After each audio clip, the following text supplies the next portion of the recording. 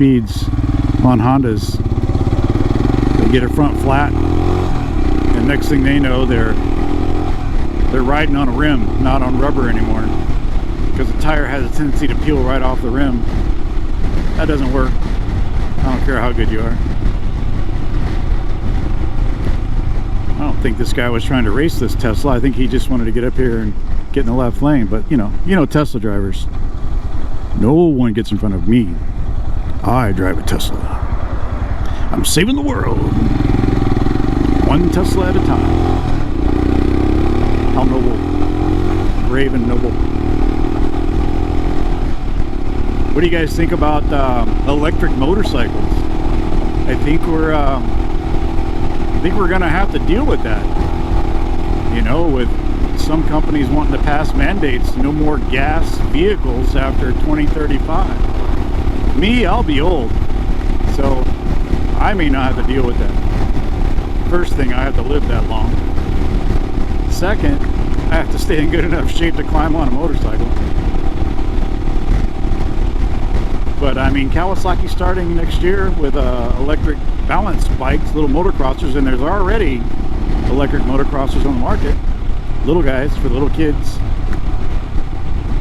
And you have, you know, startup companies producing electric motorcycles. They're sure expensive though. Holy cow.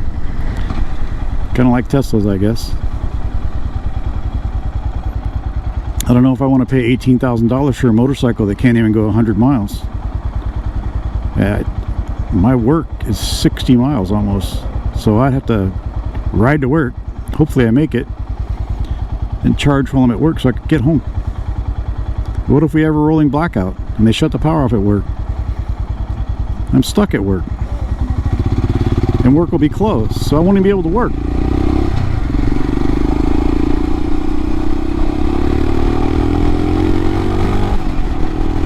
Go get him, Beamer. He may be faster than you, but his car sounds like a vacuum cleaner.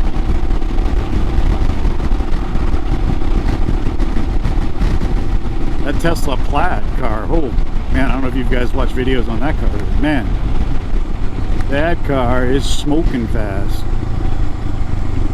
Like, if it's gutted with a light rider, or driver rather, that thing will do like easily 9-second quarter miles, which is insane. You can go buy a car off the showroom floor that runs 9s. Just crazy. Check the 0 to 60 on it. It's some like 2 seconds or something like that. It's nuts. That's cool, but I don't know. I'm too old, I think. Too much of a gearhead. I like internal combustion engines. They just, I don't know. They feel more alive. I guess they said the same thing when steam engines were phased out and replaced with diesels. You know, a steam engine, you get up in the morning, early in the morning. If you have to build up steam pressure, that's an early start in the firebox and water and get the steam built up, and you know, it kind of starts to come to life. Steam's powering everything on that. The generator, the whistle, the engine.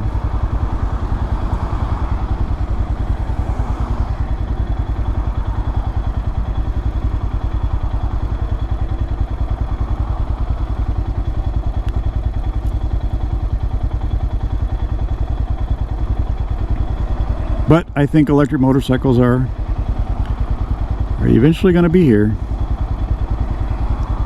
At least you won't have fueling issues, right? Yeah. Don't have to worry about whether you should swap out your fuel injection for a carburetor or your carburetor for fuel injection. I'm in the Tesla capital of the world, I think. Cool cars.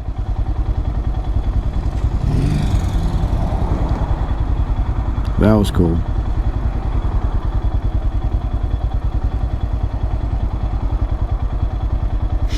Green light. Will we make it? My little Himalayan sitting here idling along.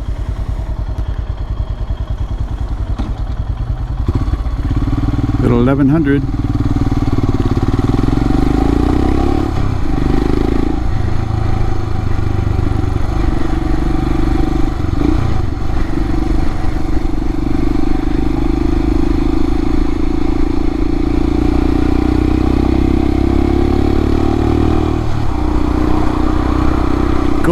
go.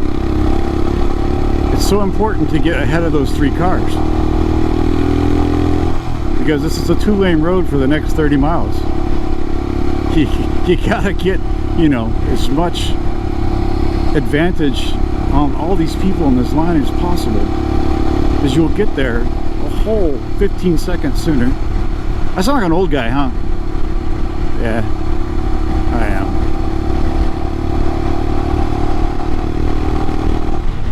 I'm all for driving fast if you're having fun, but if you're just doing it to be a douchebag, I mean, that's different.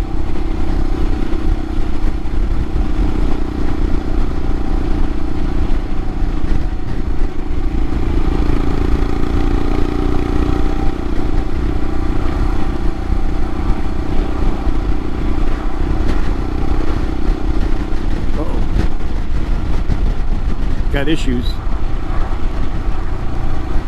Big tow truck.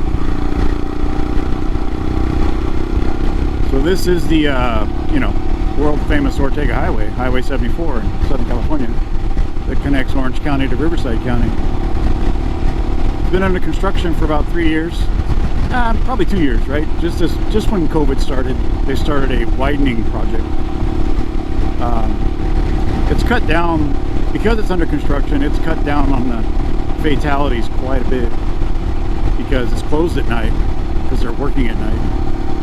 And the speed limit's been reduced to 35 miles an hour in some sections, although everyone ignores it. But I think the fact that you can't come ripping across here, you know, at midnight or 1 in the morning after a night at the bar with your friends has helped immensely in keeping the crashes down. Although some people are still figuring out how to crash.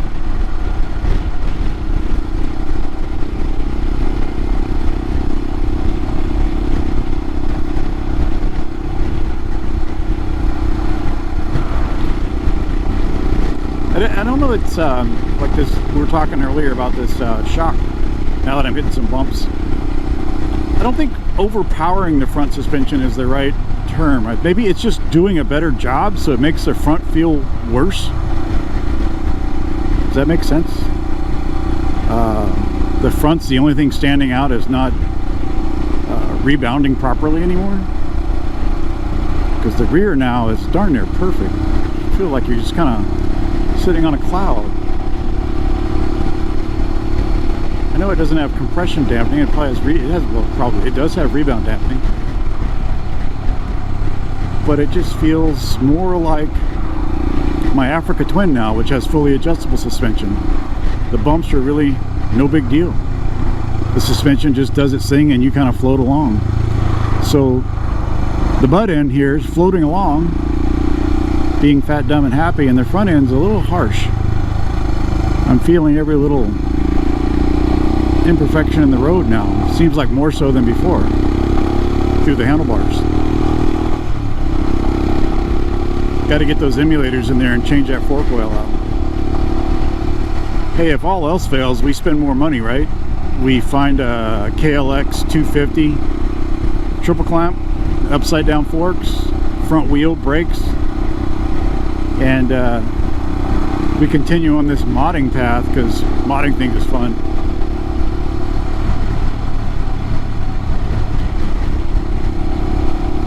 Why not spend your kids' inheritance, you know?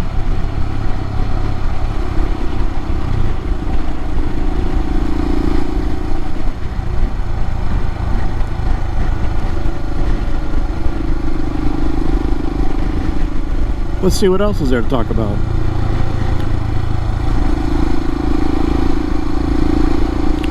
I'm not sure. Me and the wife are gonna take a trip to the Grand Canyon on the Africa Twin in October. She's born in California, grew up in Southern California, and has never been to the Grand Canyon. I'm like, are you kidding me?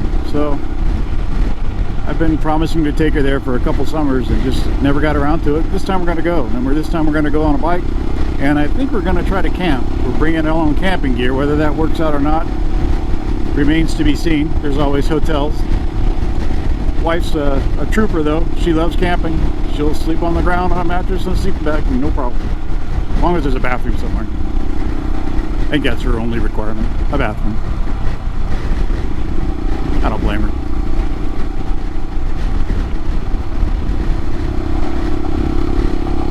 I was joking around earlier about her maybe riding her Versus on that. We take 2 bikes on the trip. She's like, I don't know if I want to ride 1,000 miles on my Versus. I'm like, yeah, I can see that. Although a lot of people are doing it, she hasn't ridden the bike enough to become physically acclimated to it. You know, so her butt's gonna hurt, her shoulders are gonna hurt. But I guess that's one way to get acclimated to it, is to ride the darn thing non-stop for 1,000 miles for 4 or 5 days in a row. That reminds me of a lot of times when someone will buy a bike, you know, and they'll ride it one time to work and say, oh, my butt is killing me. Well, before you do anything, ride more. See if you can get your butt used to that seat, because more than likely your body is not in the shape required to ride that bike. And that sounds funny, but it's true. It's like when I first bought my SC1300, my shoulders across the back hurt like crazy. I rode it like that for a while and it started to get better, but it never really did get better. So I bought some risers for it, and they weren't very high. I want to say they were less than 2 inches, and it let me sit up and relax a little bit more. And bam, instant relief, no more pain. The bike turned into an all-day bike. This is one of my favorite bikes that I've ever owned, was SC1300 Honda. Amazing motorcycle. You know, so amazing that it was boring. Honda's good at that though. That just tells you they did everything right, unfortunately. You know, when something lacks character, what's the definition of character on a machine? It's quirky, it's not quite right, it might break down, it might explode. Oh, that's one definition of character, I guess.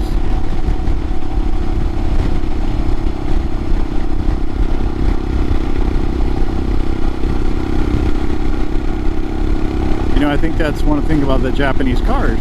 Take a Camry, for example. It's so good, it's boring. You know, you get in, you start the car, you drive, you stop, you get out, you go inside, do your thing. Later, you get back in your car, start the car, drive. And it's going to do this. It's going to rinse and repeat 1,000 times, if not more, until you've accumulated 250,000 miles, and all you've done is change tires, brakes, and oil. Because it's that good. But that makes it boring. This guy's butt hurts.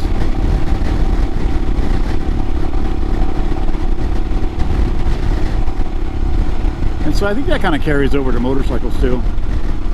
You know, I had a CBR 600 F4i. You know, all we did was change brakes, change sprockets, tires, oil, air filter. And I think possibly we put spark plugs in it at 60,000 miles. And then I gave that bike to my son, and I don't know how much further he drove it, but the bike was flawless. I think it finally started to have a chain tensioner issue, which is a known issue with those bikes. And the guy that bought it, you know, we told him, and I'm pretty sure he fixed it. It's a cheap fix if you want to buy an aftermarket one. But the bike just ran and ran and ran and ran. You know, we checked the valves, and they were never out of spec. Never. Not from the beginning, and not all the way to 60,000 plus miles. Same with my ST1300. Checked the valves, never out of spec. And I think I put at least 50,000 on that bike.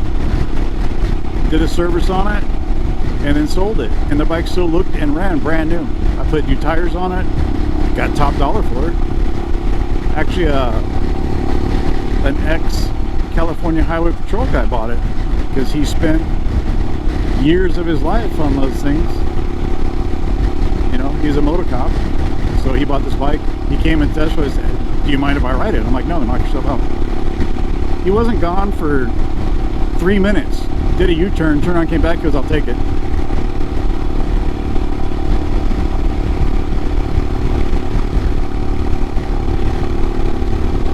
You know, there's a lot of times of the big four from Japan, I think Honda's probably at the top.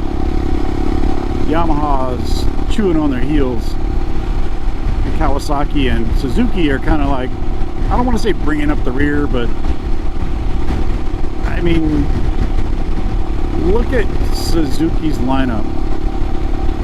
I think everything in their lineup just about can be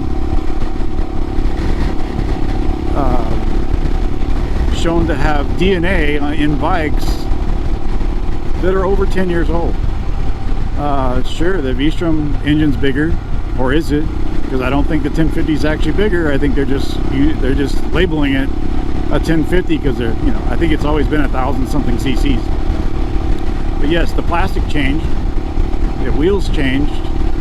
I don't know if the frame changed, possibly. You know, maybe the GSXR's changed a little bit over the last 10-15 years. But if you look at a DR650, that's the same DR650 from the 1980s. Same with the KLR. I think the first KLR was 1986. I mean, it's good to keep good things around, but sometimes you got to put stuff to bed. You know, we've got, I had an old Gen 1 Concourse. I bought one of the last years you could buy. That bike was probably, that design was probably 20 plus years old when I bought mine, and I rode the pee out of it before I bought my ST 1300. I ended up putting ZZR 1200 brakes and on the front calipers. No, you keep the same calipers. It was the ZZR 1200 rotors bolted right on, and you used caliper adapters, and it just doubled the braking power because the brakes on that bike are garbage. And I was actually to the point where I was going to have a rear rim made. There's a company here in California that'll do it, so I could run a better, you know, size tire, because I believe it had a 16, and it's just hard to find a good sport touring tire in the size that rim would allow. But I didn't do that, but I did all the other modifications, and the bike was just perfect. And I can understand why you don't want to get rid of something that's perfect, but you have to. So they came out with a Concourse 1400, and I don't know that that's changed since the day it first came out. Maybe some minor stuff. Probably the only real new bike they have is the Versys 1000. And I've never really paid attention to that bike. I had a Versys 650. I never really gelled with that bike. I had a 2009 bright green. And it's a good bike, great bike. I don't know what it was. I just didn't. Me and Versys were not best buddies. It handled great, it rode great, it got great gas mileage. I have a thing against parallel twins that aren't 270 cranked, but you know, sorry. So I kept it for a long time, kept it as a spare bike in case I had a visitor that wanted to go riding, they could ride that. And it sat in the garage forever. I just sold it last year, actually.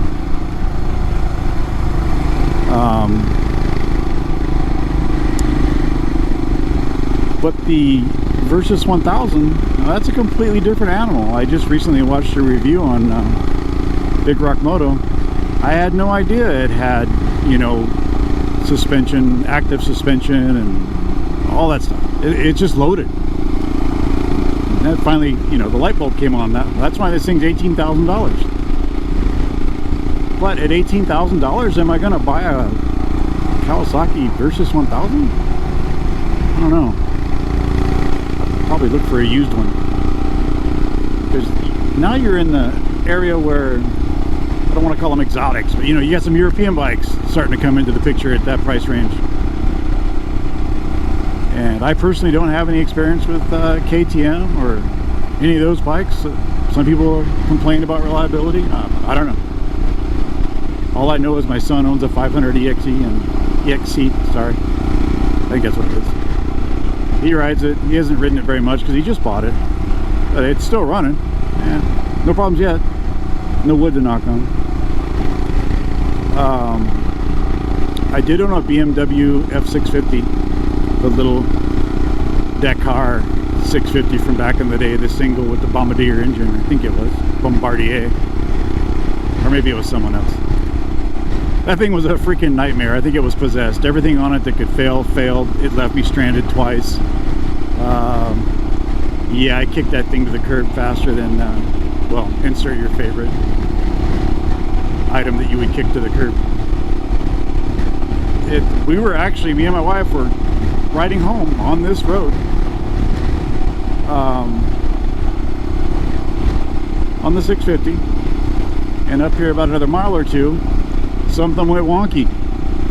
Next thing I know, it just quit. We coasted to the side of the road, called the tow truck.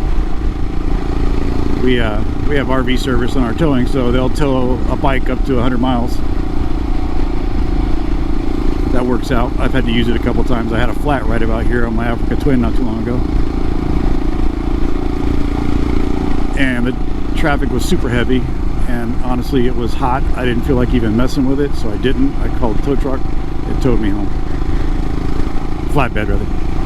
Anyway, back to that BMW. So, you know, all of a sudden, all power was gone. And the engine power. And then I noticed all the electrical stuff started getting dimmer and dimmer and dimmer, and then it was gone. This is all happening while I'm coasting to a stop. Pull over, call a tow truck, take it home. And this wasn't the first time it stranded me. This was the second time. First time it was a water pump. Water pump failed. Overheated. I shut it off before there was damage. Anyway, so we get the bike home. That weekend I tear into it. And the battery somehow melted. And the battery sits right here on that bike. And all the battery acid ran down the frame onto the plastic valve cover, and it ate a hole through that plastic valve cover, and the battery acid went into the engine. Now how freaking odd is that? I have to be the only one on record that that's ever happened to. Like I said, the bike was possessed.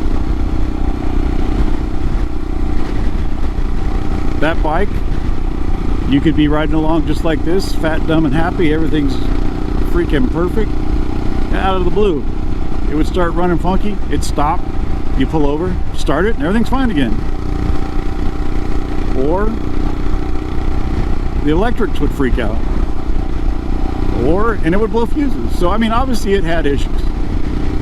And the trail of owners we could trace back, it wasn't neglect or anything like that on the behalf of the owners and riders. They took good care of it.